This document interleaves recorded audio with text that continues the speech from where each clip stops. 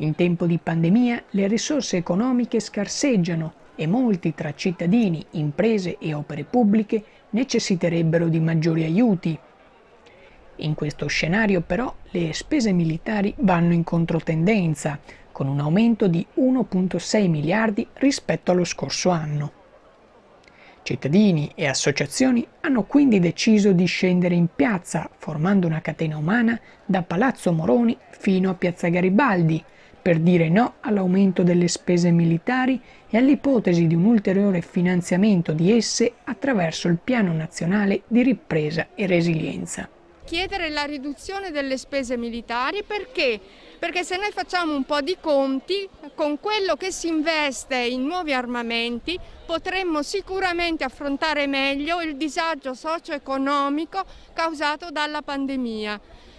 Pandemia che ha messo a nudo il re, nel senso che il sistema sociale sta implodendo, nel senso che ci sono state perdite di posti di lavoro, nel senso che la sanità sta boccheggiando e quindi bisogna investire su sanità, su istruzione, su servizi sociali, anziché nelle armi che provocano solo sofferenze e guerre tra i popoli. L'iniziativa, che fa parte delle giornate globali di azione sulle spese militari, partita il 10 aprile e che si concluderà il 17 maggio, ha visto il sostegno di numerose associazioni quali Assopace, l'ACS, l'ANPI, Beati i Costruttori di Pace, MIR, Rete Studenti Medi, UDU, Lotto d'Ogni Mese e il sindacato CGIL.